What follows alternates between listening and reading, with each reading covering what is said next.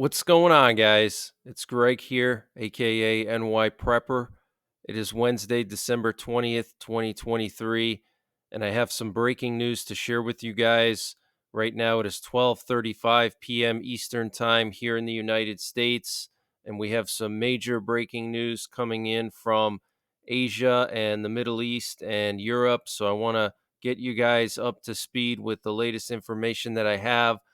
What you're looking at here is a map showing a U.S. nuclear war command and control plane up in the air and a nuke sniffer plane up in the air over northwest Indiana.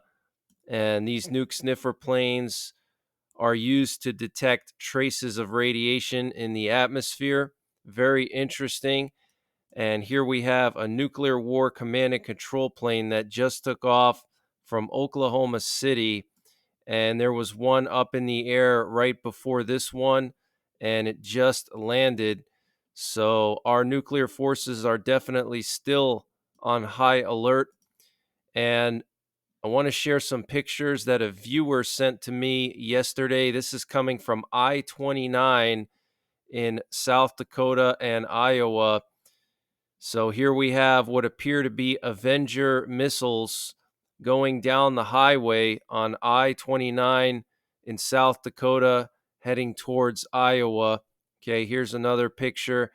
And I have a source that lives close to Raven Rock. Raven Rock is known as the backup Pentagon during a nuclear war. That's where the Secretary of Defense would go. It's in southern Pennsylvania, close to Camp David. And my source told me that in the last 2 days, there's been a lot of fighter jet activity near Raven Rock, and there hasn't been any fighter jet activity for a few months.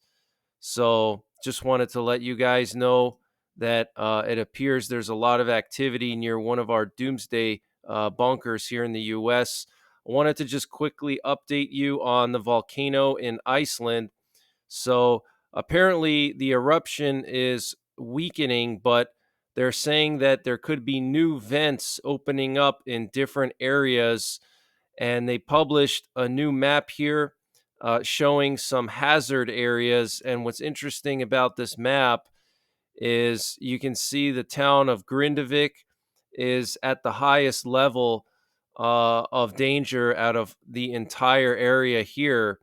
And they specifically mention that Section 5 and Section 6 on this map, or Zone 5, Zone 6, are at risk of new activity. So the eruption is apparently weakening, but they're saying that there could be new cracks opening up, new vents. Okay, it says here the Norwegian Meteorological Agency has published a new hazard assessment map based on the interpretation of the latest data. Danger has increased significantly in all areas defined on the previous hazard assessment map, zones 1 through 4. Two new areas have been added to the map, zones 5 and 6. All things being equal, this map is valid until Thursday, December 28th. And then they say here, continued probability of further eruptions. Okay, so we have to keep an eye on this thing, guys. And then they just posted this map right here, okay, where the eruption is taking place. So this thing could expand. I wanted to just share something interesting with you guys. Biden renewed an executive order that was started by Trump on December 20, 2017, by Executive Order 13818. The president declared a national emergency with respect to serious human rights abuse and corruption around the world, and pursuant to the International Emergency Economic Powers Act, took related steps to deal with the unusual and extraordinary threat to the national security, foreign policy, and economy of the United States. The prevalence and severity of human rights abuse and corruption that have their source in whole or in substantial part outside of the United States continue to pose an unusual and extraordinary threat to the national security, foreign policy, and economy of the United States. For this reason, the national emergency declared on December 20, 2017 must continue in effect beyond December 20, 2023. Therefore, in accordance with Section 202D of the National Emergencies Act, I am continuing for 1 year the national emergency declared in Executive Order 13818 with respect to serious human rights abuse and corruption. So this is very strange, guys. Biden is basically extending Trump's executive order through the rest of his term, which is going to be the end of next year, 1 year from now.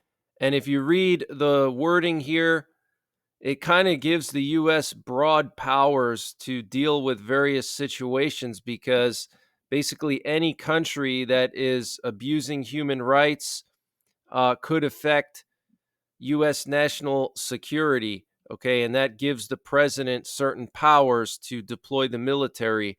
Okay, especially if it's a national emergency. Okay, so very, very interesting. And I find the timing to be interesting with everything going on in the Middle East right now with Yemen. And just, a few days ago, the U.S. Defense Secretary officially announced the start of Operation Prosperity Guardian to keep the international shipping lane in the Red Sea open. And there's talk of a massive military strike now on Yemen. So very interesting timing. And North Korea and Russia clashed with the U.S. and South Korea and their allies at an emergency UN Security Council meeting Tuesday on North Korea's latest ICBM launch, which it called a warning countermeasure to threats from the U.S. and other hostile forces. North Korean Ambassador Kim Song said this is the most dangerous year in the military security landscape on the Korean Peninsula, pointing to stepped up U.S. South Korean military exercises and the U.S. deployment of nuclear-powered submarines and other nuclear assets to the area that have raised a nuclear war danger. And the U.S. deployed B-1B bombers near the Korean Peninsula after North Korea launched an ICBM. South Korean F-15K fighters, Japanese F-2s, U.S. F-16s, and B-1B strategic bombers took part in joint exercises that South Korea, the U.S., and Japan conducted on Wednesday over the waters east of the southern island of Jeju as part of a demonstration of forces. These exercises were planned to strengthen the capabilities of the three countries to respond to nuclear and missile threats from North Korea, including the launch of a solid-fueled ICBM, as well as to demonstrate a strong readiness for a joint response, said the South Korean Joint Chiefs of Staff press release. Okay, so very serious situation on the Korean Peninsula. North Korea tested a long-range missile, an ICBM with a range of over 9,000 miles early Monday morning. And yesterday there was an emergency UN Security Council meeting, and the North Korean ambassador said this is the most dangerous year on the Korean Peninsula and that there's a risk of nuclear war. So very serious. And then today, the U.S. deploying B-1 bombers doing a nuclear attack exercise, basically, with South Korea and Japan. That's what this was. This was an exercise with South Korea and Japan to respond to North Korean attacks or provocations. They would deploy the B-1s with probably various types of air-launched cruise missiles, and the F-16s would be escorting them. And the Prime Minister of Israel, Benjamin Netanyahu, is ruling out any ceasefire in Gaza before eliminating Hamas. This is coming from Sky News Arabia. And according to Bloomberg, the UAE is pushing for military action against the Houthis and wants the U.S. to redesignate them as terrorists. And the Saudis support a more measured approach, fearing that any military action could derail a fragile truce after its years-long war on Yemen. And the Houthis said today that they are developing their military capabilities to overcome any obstacles to their operations in the Red Sea. And there's reports coming in that The U.S.-led coalition in the Red Sea will establish a safe corridor because ship diversions are escalating now. So they're going to try to set up a safe corridor. And the Houthi rebels launched at least 100 attacks against 12 different commercial and merchant vessels in the Red Sea over the last month. A very significant breadth of attacks not seen in at least 2 generations, a senior U.S. military official said on Tuesday. The official described the attacks, which the Iran-backed Houthis have launched using ballistic missiles and drones, as a large change in the security environment than even what it was 2 months ago. Okay, so this is very serious, guys. We have a senior U.S. military official saying that these attacks in the Red Sea have not been seen in at least 2 generations, and they represent a large change in the security environment than even what it was 2 months ago. He's referring to the start of the war in Gaza. He's saying that this is a separate type of war. And the Palestinian Foreign Ministry is saying that Israel is violating the entire West Bank in a way that is like reoccupying it again.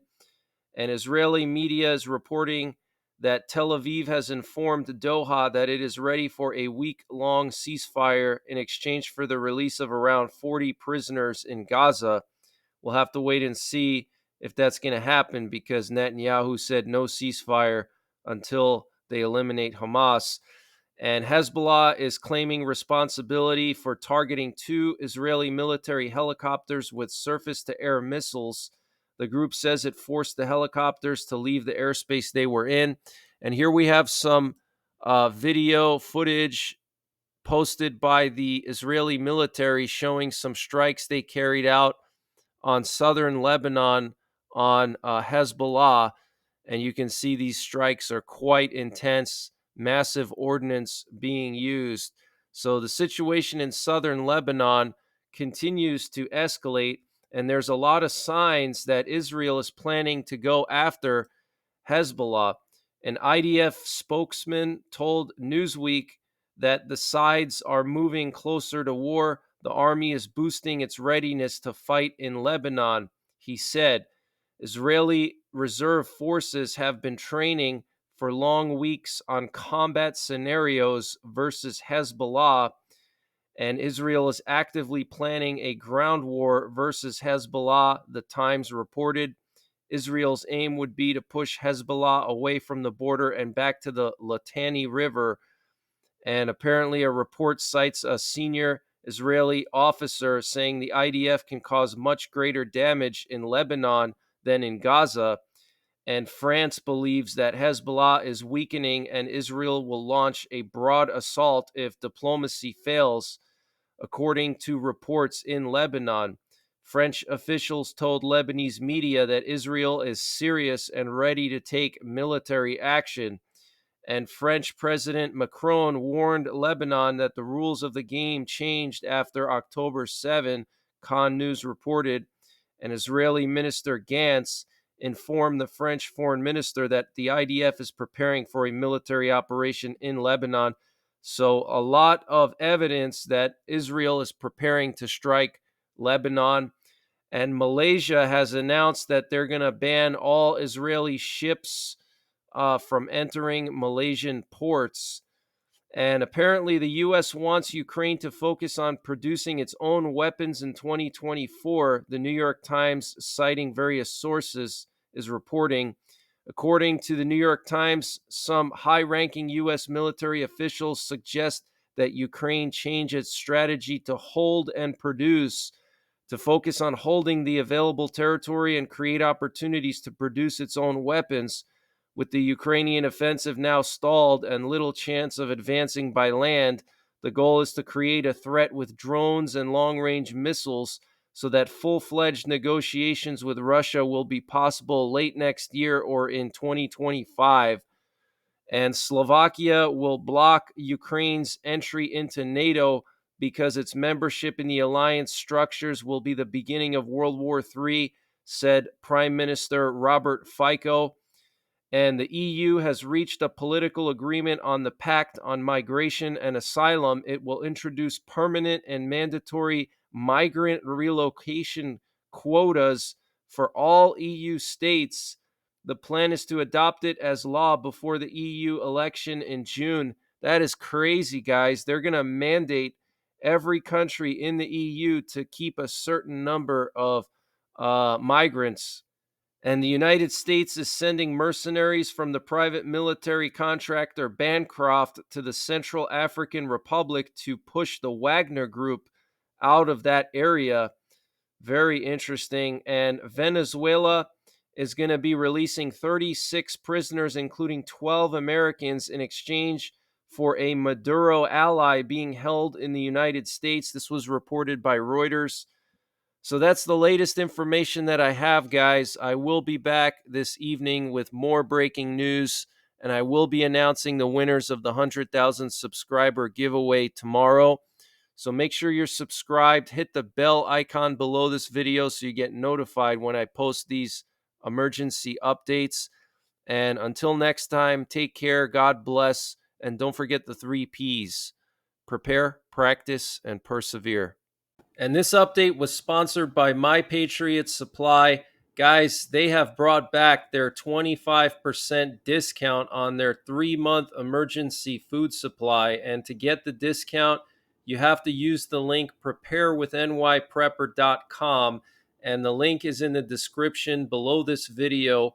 And this 3-month emergency food supply has a 25-year shelf life, and it's all contained within 6 rugged, watertight buckets, so it doesn't take up a lot of space. Free shipping included, 25% off their normal price. Use the link preparewith.nyprepper.com to get the discount. They also have a 2-week emergency food supply, which is excellent for outdoorsmen or people who go vehicle camping. They also have a general store. If you click the My Patriot Supply logo at the top of the page when you get to preparewith.nyprepper.com, it'll take you to their general store where they have everything you can imagine, from potassium iodide to water filters, solar generators, solar panels, survival seeds, fire starters, anything you can imagine, it's all there. So use the link preparewith.nyprepper.com to get 25% off